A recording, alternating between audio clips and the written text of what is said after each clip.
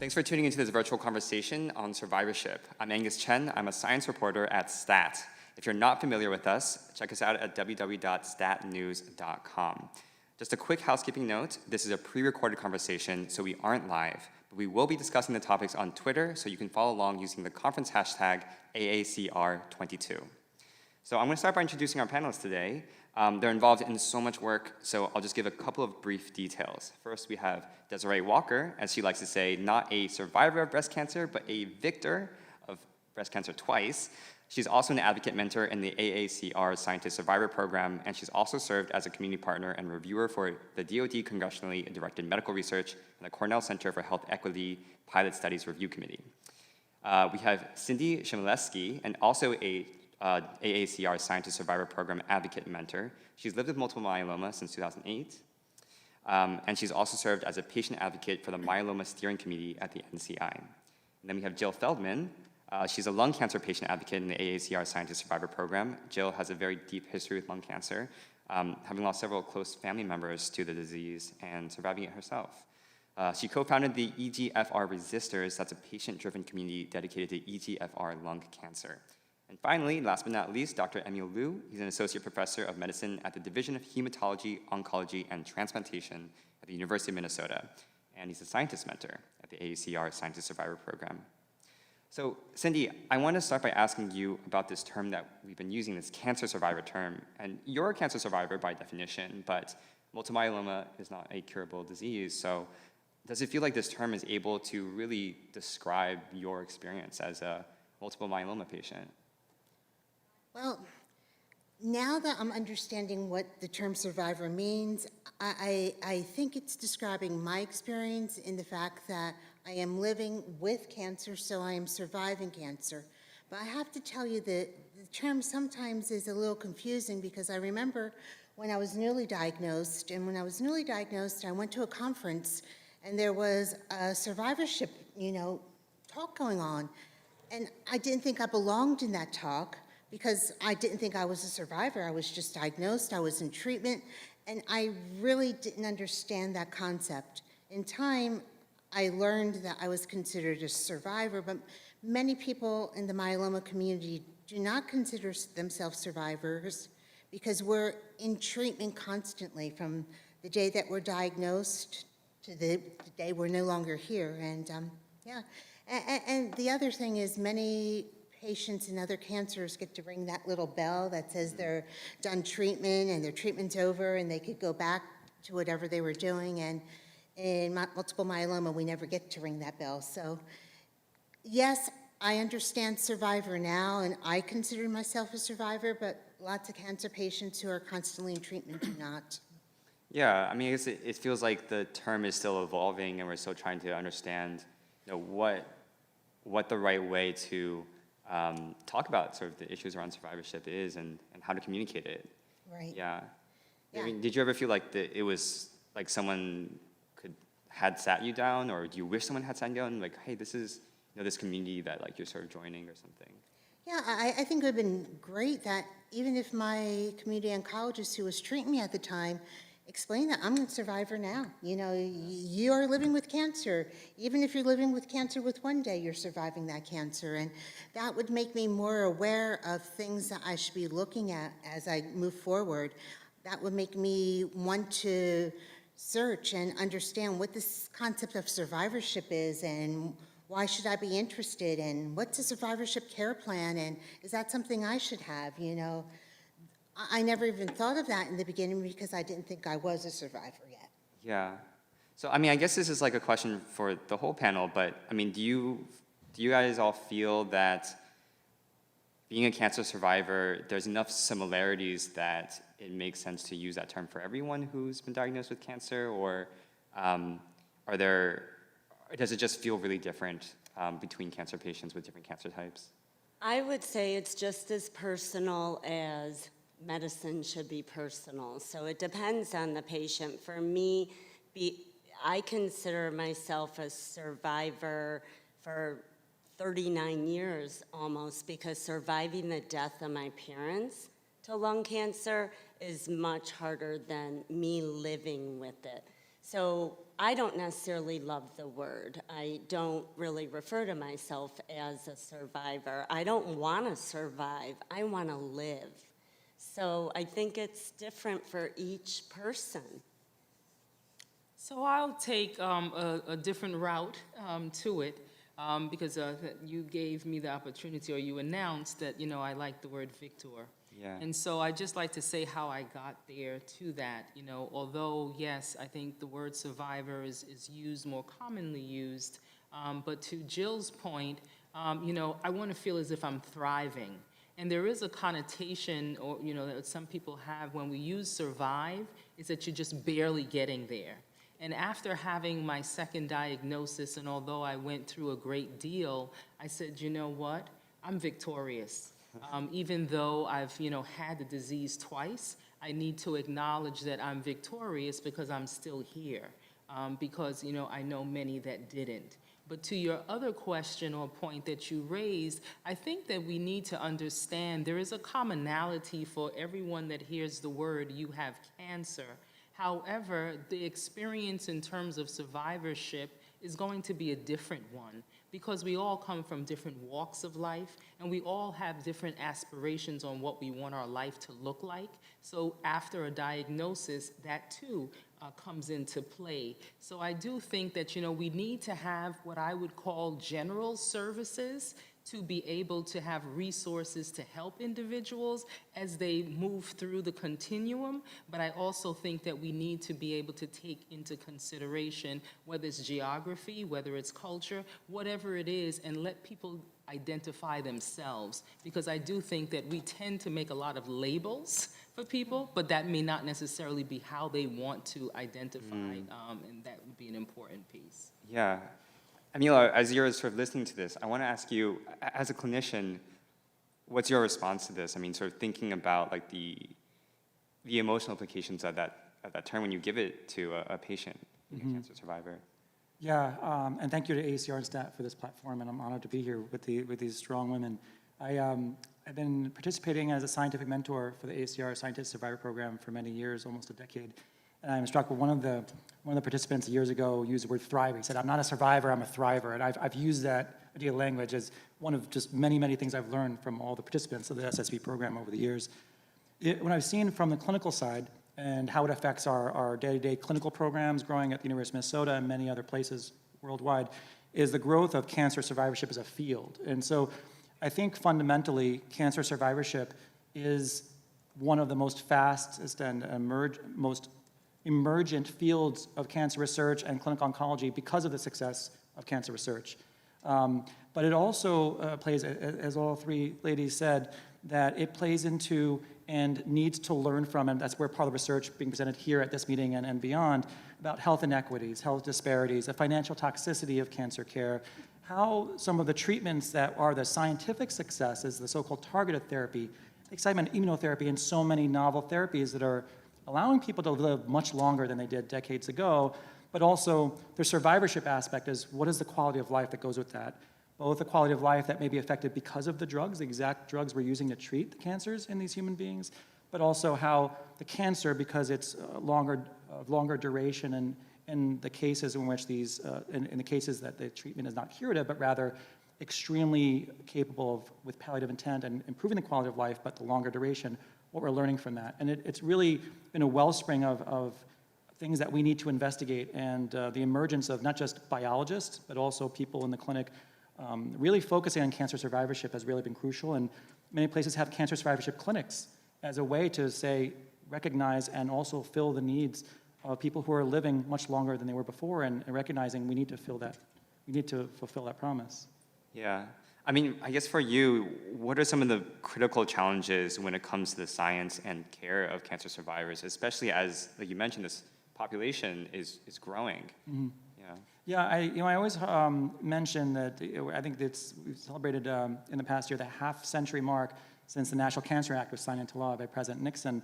And I'm a student of the history of oncology and the history of medicine, and I'm always struck when I look back that the so-called war on cancer had declared that within a decade of that time, that there would be the cure for cancer would be found through cancer research. And then obviously now we laugh and say, wow, that was pretty naive, but I think the cancer research uncovered basically a Pandora's box of discovery that there will never be just one cure for cancer. The absolute control and suppression of cancer to improve quality of life may not result in what we deem a cure, in which it's completely gone, but the great successes of targeted therapies in the last 20 years.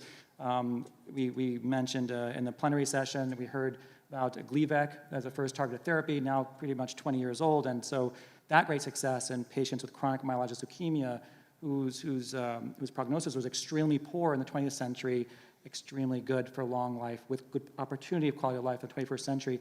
It's just one of many examples. But as we're in the lab, as we're in the clinic and designing clinical trials from the clinician and scientist end, we have to be mindful that as we're designing trials based on what we know is a science and trying to find what is a dose I can give to a human being that they can tolerate, think of it differently in saying, if this succeeds, what also will be the quality of life that would affect this human being? And are we achieving the goal that patients need and want and are telling us? And so that greater partnership in recent years has really been essential to driving how do we design clinical trials. Should some clinical trials even be done? Is there science that should be translated in the clinic over others? And so that really, that feedback loop is so crucial. And I'm grateful for advocates like this who come to the meeting and tell us this, because we need to hear it. And scientists and physicians like me need to go back to our centers and say, here's the lessons that I've learned, that we've learned, that when we're in our day-to-day business, in our clinic, in our clinical trial design, in our labs, being mindful of at all times. Yeah. I mean, since you mentioned that, I'd like to go back to Desiree. I mean, we had talked earlier and you'd mentioned that after you triumphed over cancer the first time, you sort of were entering like a mysterious area where people say like, oh, you get it 5 years out, you're good. Do you feel like, there's just a lack of science around what the health of survivors are or is like after you're so-called cured? Well, I think one of the things that, can happen, clinicians, often state that they want to provide hope. But I often say it's not how you necessarily define hope, but it's how the patient defines hope. Mm-hmm. Because for me, and I don't think that, I'm the only one with this, hope needs to be fact. Hope should not be something that, is like pie in the sky, I'll call it that.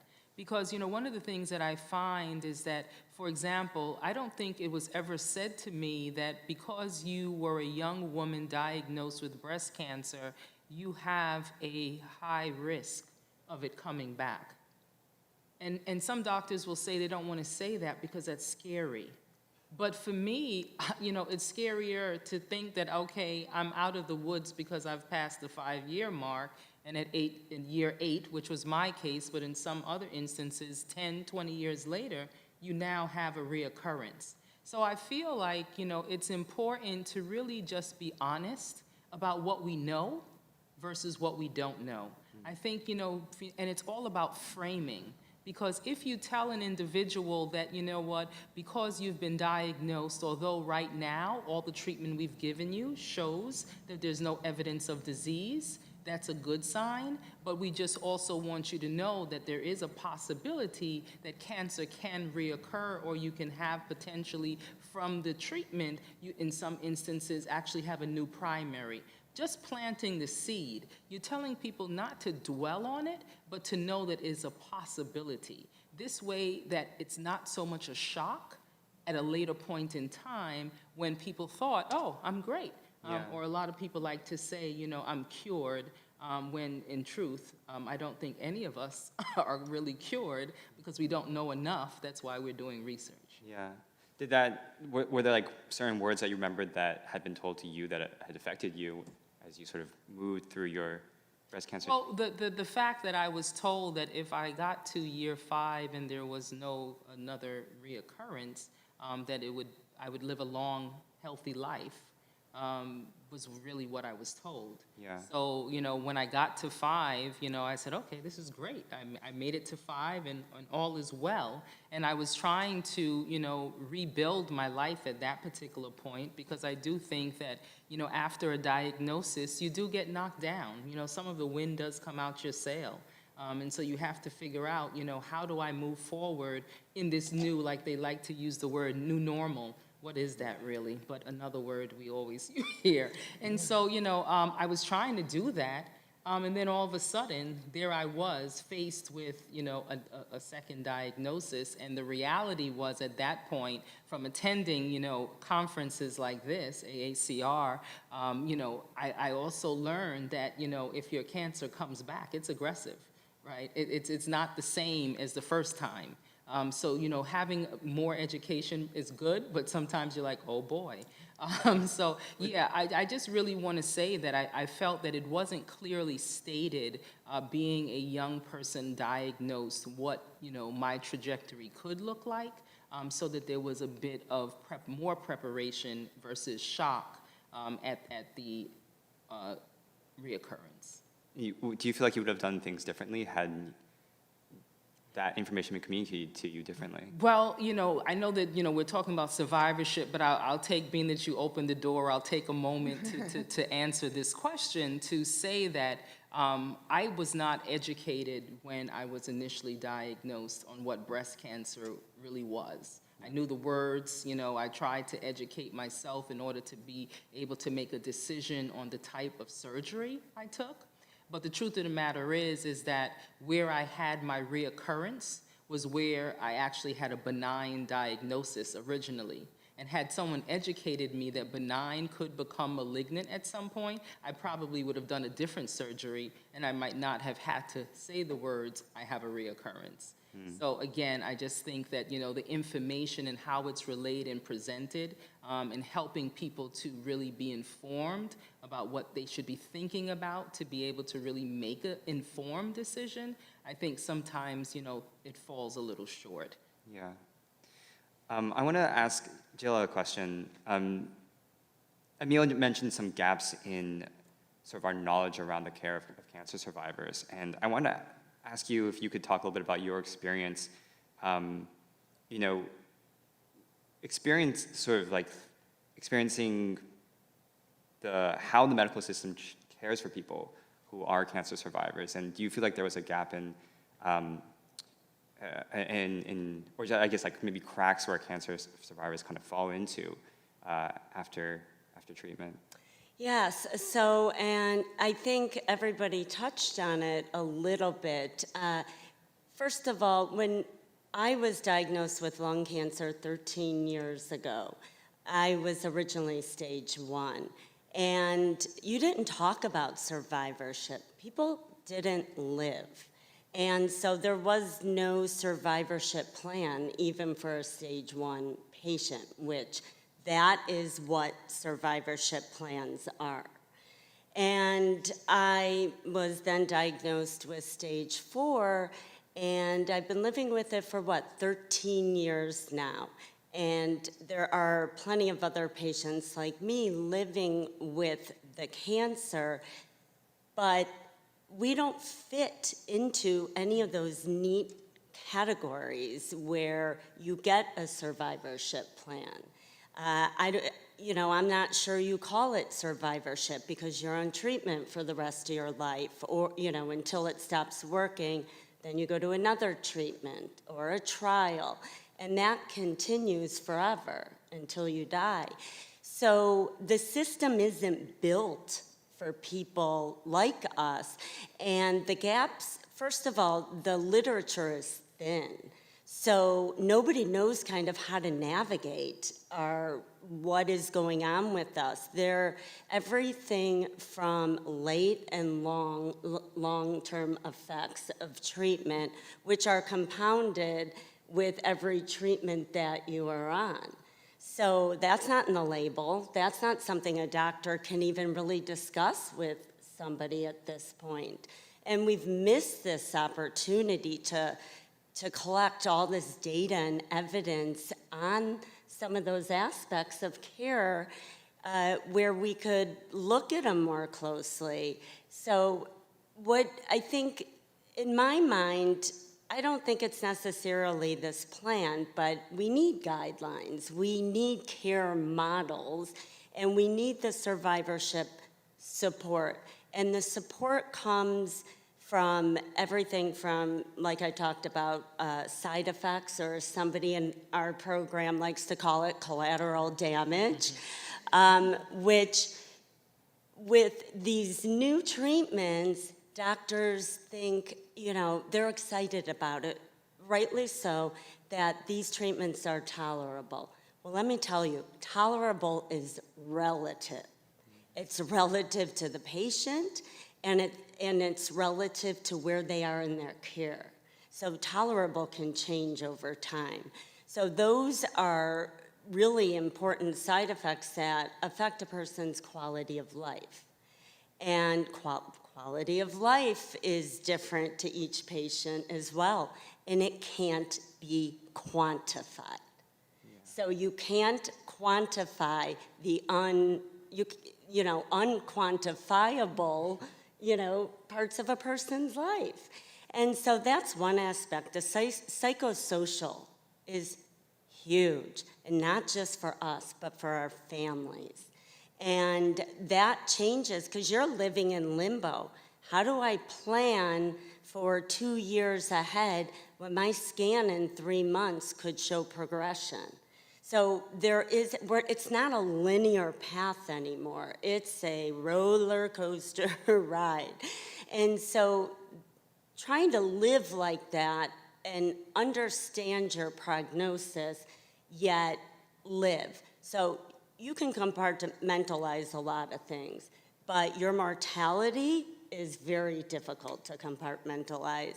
So that aspect of it as well, and logistical, and I could go on and on, but really the financial part that never gets talked about is beyond treatment and beyond missing work or childcare.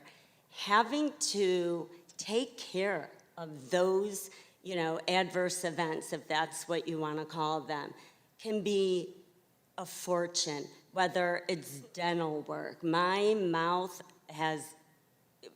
it's just gotten worse and worse every year. People have dental insurance, but it may cover $2,000 a year. I had to spend $6,000 last year on bridges and root canals, where obviously $4,000 of that wasn't covered. Or even with mental health, it's not always covered. Yeah. So at least with the right people. Yeah. So I want to ask, 5 years out, 10 years out from your lung cancer diagnosis, did you ever have a conversation with your pulmonologist or your oncologist who was like, we've actually never really expected this or didn't see this because we didn't really have people living this long with lung cancer before? And that's exactly what they've said, yes. And we've had this conversation, and we've had the conversation that, there is this excitement around people living longer, finally. But we have this huge gap in care where we now need that research because we're blazing the trail here, right? Because there was no one before us, really. So we need that research. We need to really look into, and we need longitudinal studies. We need to really understand the unmet needs of this growing population, because living longer is great, but it doesn't mean we're living better necessarily. And so what I've always said, and my oncologist, the most important conversations with your patients are not the data-driven ones. It's finding out what is important and meaningful to you in your life besides living longer. What trade-offs are you willing to make? Because that helps drive treatment that is right for you. Yeah. Emil, I want to ask, when you hear this as a clinician, what do you make of that? And does it make you think about the ways clinicians should speak with patients as they're going through that kind of clinical decision making? Absolutely. I think it makes me think we have to do a whole lot better in communication, but also thinking, before, in addition to the ways we communicate, just thinking about things like Jill just said. So we're excited about the science, whether it's on a clinical trial or a drug that's relatively recently FDA approved and we get to use it, and we do genomic profiling on our tumors. We're excited to uncover, as oncologists, I can say, in the molecular oncology realm, if you see a targetable mutation, a so-called actual mutation for which there's a drug that's been proven to prolong how long someone lives, using that, I get excited to see that. But it also comes with the other bag of potential side effects and all the other things, the financial, the impact on the physical health. But we as cancer doctors and all the caregivers involved on the medical side have to think of it before we can communicate it. So in addition to the excitement if the scan shows something that shows the drug may be working, is also say, like, how are you? How do you feel?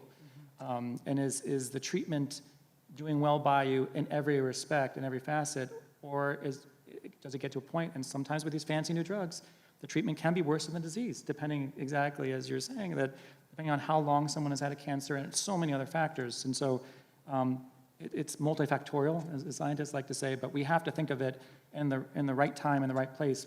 Just ask, how are you? How are you doing? Yeah.